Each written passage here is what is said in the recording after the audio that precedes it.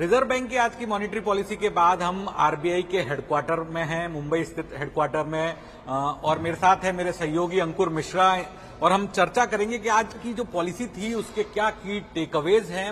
अंकुर, क्या जो उम्मीद थी पॉलिसी को लेकर उस पर पूरी तरह से खरे उतरी है आज की पॉलिसी? बिल्कुल खरी उतरी है, और मैं सिर्फ अभी के लिए नहीं बोलूंगा अनुराग, पिछले कुछ सालों में जो मॉनेटरी पॉलिसी कमेटी का और खासकर गवर्नर का एम्फेसिस रहा है कि जिस भी तरीके के एक्शंस हों वो ऐसा कोई सरप्राइज ना हो, मतलब मार्केट जिसको मैप कर पाए, वो सारे उस तरीके के डायरेक्शंस आरबीआई ने दिए हैं। तभी आपने देखा होगा कि जो वॉलेटिलिटी ऑफ प्रेडिक्शंस हैं वो थोड़े कम हुए हैं। तो इस बार भी 100% प्रेडिक्शन था कि इस बार पॉज होना है, और पॉज हुआ।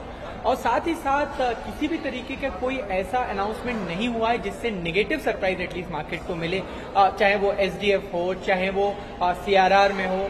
तो एज इट इज रेट्स को छोड़ा गया है। सिर्फ एक इकलौता जो डिबेटेबल टॉपिक काफी दिनों से रहा है वो है महंगाई, और दूसरा स्टैंड की बात। हाँ। महंगाई जैसे आपने बोला, वहां पर तो गवर्नर साहब ने साफ कर दिया कि अभी जो वॉर है वो खत्म नहीं हुआ है। वो बार बार बोलते रहे 4% हालांकि उन्होंने 10 बेसिस पॉइंट घटाया, 5.2 से 5.1% पे चले गए, लेकिन ये बोला है कि नहीं अभी तो वॉर फुटिंग जारी है, क्योंकि 4% का जो एमपीसी का टारगेट है प्लस माइनस 2% होता है, लेकिन वहां पर अभी भी ऐसा नहीं है कि हम कंफर्टेबली बैठ पाए। लेकिन जो विड्रॉल ऑफ एकोमोडेशन का स्टैंस है उस पर काफी टीका टिप्पणी पहले भी होती रही है। जो एमपीसी के खुद मेंबर्स हैं, बाहर से तो कई बार सवाल पूछे ही गए हैं, लेकिन जो एमपीसी के मेंबर्स हैं, और ये बड़ा ही बोलते हैं ना सेफ गेस है कि किसने विरोध किया होगा 5-1 में। प्रोफेसर जयंत वर्मा साहब हैं, उन्होंने बार बार जो मॉनेटरी पॉलिसी कमेटी की जो मिनट्स होते हैं वहां पर क्रिटिसाइज किया है कि आपने जो स्टैंस रखा है वो सही नहीं है। हालांकि अच्छी चीज ये है कि जो ये पॉज रखा गया वो सर्वसम्मति से 100% मेंबर्स ने वोट दिया कि इस बार पॉज होगा। बिल्कुल। और इसके अलावा एक बहुत अच्छी चीज रही है कि reserve bank of India governor की जब प्रेस कॉन्फ्रेंस शुरू करते हैं ना, तो उससे पहले जो की चीजें हैं वो हाईलाइट कर लेते हैं। आज 6 बिंदु बताए उन्होंने। बैंकों की स्टेबिलिटी बहुत अच्छी है, बैंक फाइनेंशियल स्टेबिलिटी, फिर इकोनॉमी को लेकर जो बताया कि दूसरे देशों के मुकाबले हमारी इकोनॉमी की स्थिति कैसी है, जीडीपी पूरे FY24 का जो उन्होंने टारगेट दिया है 6.5%। फिर महंगाई को लेकर भी चिंता जाहिर कर दी है कि महंगाई कम जरूर हुई है लेकिन अभी लक्ष्य हासिल नहीं हुआ है, जो 4% तक का टारगेट है आरबीआई का वहां तक नहीं पहुंचे। तो ये सारी चीजें बताई, लेकिन एक जो चीज एक बड़ा क्लैरिफिकेशन, सरप्राइज मैं तो बोलूंगा कि मुझे तो नहीं लगा था कि 50% 2000 के नोट वापस आ गए। यस, जो आज गवर्नर ने साफ साफ बता दिया, 31 मार्च 2023 तक जो सिस्टम के अंदर कुल 2000 रुपए के नोट थे उनकी वैल्यू थी 3.62 लाख करोड़, और उसमें से अभी एक महीना भी कम हुआ है, 22 तारीख से शुरू हुआ था, 22 मई से, और इतने कम दिनों के अंदर 50% जो 2000 रुपए की करेंसी है उसका वो वापस आ गई है।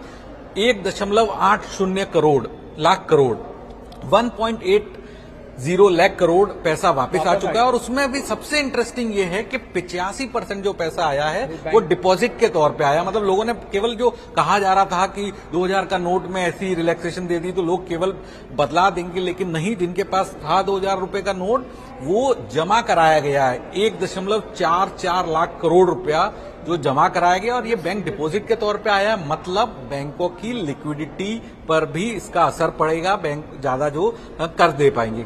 बिल्कुल, लिक्विडिटी मैनेजमेंट पे तो बिल्कुल बहुत अच्छा रहेगा बैंकों के लिए। आपको याद होगा कि अभी तक जो लास्ट ईयर का डेटा देखें अगर आप, तो बैंकों की डिपॉजिट ग्रोथ बड़ा ही लैगिंग थी।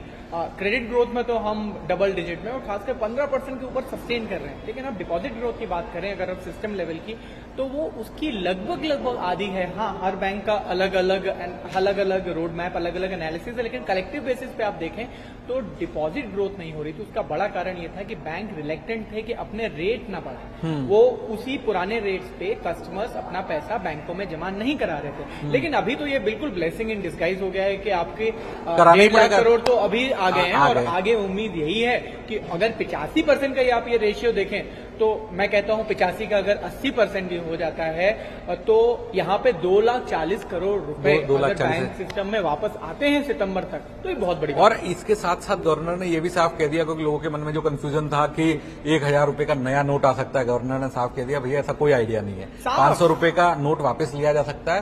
गवर्नर ने साफ कह दिया ये तो हमने सोचा भी नहीं और आप लोग स्पेकुलेट भी मत करिए। और ये बहुत जरूरी है क्लियर करना। तो मतलब हर किसी की जो शक शंकाएं थी या जो लोग सोचते थे उस पर साफ साफ कह दिया कि ऐसा कोई विचार नहीं है 1,000 रुपए का नया नोट लाने का या 500 रुपए के नोट को वापस ले जाने, तो इससे भी एक भरोसा बढ़ेगा लोगों का।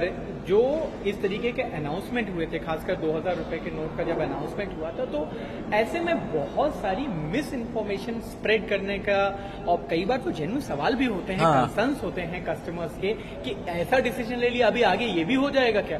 तो वहां पर एक बहुत जरूरी clarity reserve bank of India governor ने दी है कि किसी भी तरीके का कोई प्लान नहीं है, न तो 500 रुपए का नोट डिमोनेटाइज हो रहा है या वापस हो रहा है, ना ही अभी 1,000 रुपए का नोट जो है वो वापस सिस्टम में आने वाला है। एक और बड़ी जो क्लैरिटी मुझे जो याद आ रहा है वो है ईसीएल प्रोविजनिंग को लेकर। वहां पे भी उन्होंने काफी एयर को क्लियर कर दिया। बड़ा कंसर्न्स थी बैंकों की कि यहाँ पर मार्केट बोल रहे थे, कुछ तो रिपोर्ट्स भी आ गई थी कि 5% उनका प्रोविजनिंग में चला जाएगा। आपको याद होगा हम लोग भी अलग अलग स्टोरीज किए, फॉलोअप किए बैंक्स के, और जहां से बैंकों का हमें जो ऑफिशियल डेटा मिला वो यही मिला था कि जो इम्पैक्ट है वो फेज्ड आउट है, मतलब एक बार में नहीं हो रहा है, 5 साल तक का है। और अगर किसी ने ड्राफ्ट सर्कुलर भी पढ़ा होगा, वहां पर रिजर्व बैंक ऑफ इंडिया ने साफ बोला था कि 1 साल का समय कम से कम ट्रांजिशन का दिया जाएगा। और आज तो बैंक गवर्नर साहब ने बोल दिया कि पर्याप्त समय देंगे। बिल्कुल, मतलब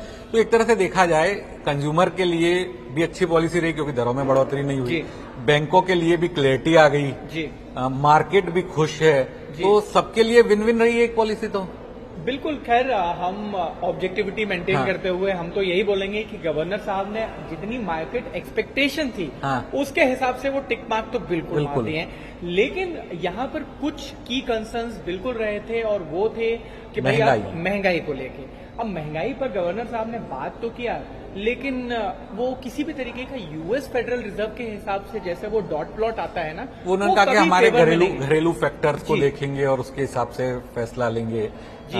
और स्टांस पे भी उन्होंने जो पिछली बार बोला था कि केवल पॉज है, पाइवट नहीं है, तो इस बार वो कोई क्लैरिटी नहीं दी। नहीं, उन्होंने क्या किया है कि वो वर्ड्स बदल दिए। अगर आप ध्यान से देखें, पिछली बार गवर्नर साहब ने बोला था it's a pause not a pivot. इस बार जब वो प्रेस कॉन्फ्रेंस करने आए, उन्होंने शुरुआत में ये साफ कर दिया कि हम कदम उठाएंगे आगे अगर जरूरत पड़ती है। तो उन्होंने शब्दों में बदलाव किया, लेकिन एक जो चीज यहाँ पर है, जो फेवरेबल है रिजर्व बैंक ऑफ इंडिया के लिए, कि जो सिचुएशन है अगर आप पिछली मॉनेटरी पॉलिसी से कंपेयर करें या फिर पिछले साल से कंपेयर करें, काफी बेहतर हुई है। सारे जो की इंडिकेटर्स हैं वहां पर थोड़ी सी महंगाई में भी राहत है। जो ग्रोथ के आंकड़े आपको याद होगा 7% की एक्सपेक्टेशन थी, 7.2% आ गई है। तो वो सारी चीजें भी प्ले कर रही हैं, तो इसलिए और इस बार Q1 का जो टारगेट दिया वो 8% दिया है जी, जो वो उसमें बेस भी एक बड़ा फैक्टर है जो कि आगे जाकर इसीलिए उन्होंने 6.5% का ही टारगेट रखा। Q4 में वो 5.7 तक आ जाएगा जी। और इसके अलावा मैं अनुराग आपसे ये भी जानना चाहूंगा कि कंज्यूमर सेंट्रिक अनाउंसमेंट इस बार काफी हुए हैं। कंज्यूमर सेंट्रिक एक चीज तो सबसे जो बड़ा ऐलान किया गया है कि जो घरेलू बैंक है, डोमेस्टिक बैंक है, वो इंटरनेशनल फॉरेक्स कार्ड इशू कर पाएंगे रुपए का। तो जो लोग घूमने वगैरह जाते हैं तो उनके लिए सहूलियत होगी कि वो अपने बैंक से फॉरेक्स कार्ड इशू करा सकते हैं। इसके अलावा जो भारत बिल पेमेंट सिस्टम है, इस पे करीब 10,000 से ज्यादा बिलर्स जुड़े हुए हैं और 9 करोड़ से ज्यादा जो ट्रांजैक्शन हुए, वहां पर और सहूलियत देने की बात की गई है, उसको और सिंप्लीफाइड किया जाएगा। और इसके अलावा डिजिटल लेंडिंग के अंदर जो है बताया गया है कि नए नियम आएंगे, गाइडलाइंस आएंगे डिफॉल्ट गारंटी को लेकर, तो जहां पर जो फिनटेक प्लेयर होगा उसकी जिम्मेदारी होगी रेगुलेटेड एंटिटी को कंपनसेशन देने की।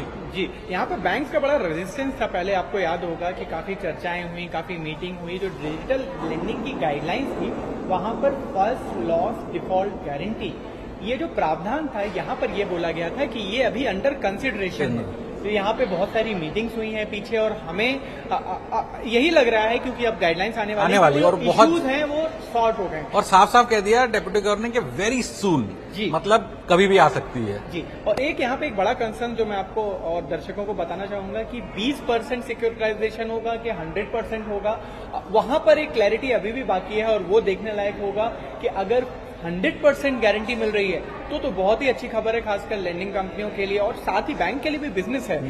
लेकिन अभी ये पूरा जो क्या रूपरेखा होगा, कैसा फाइनल गाइडलाइंस आएंगी, वो देखने वाली बात होगी।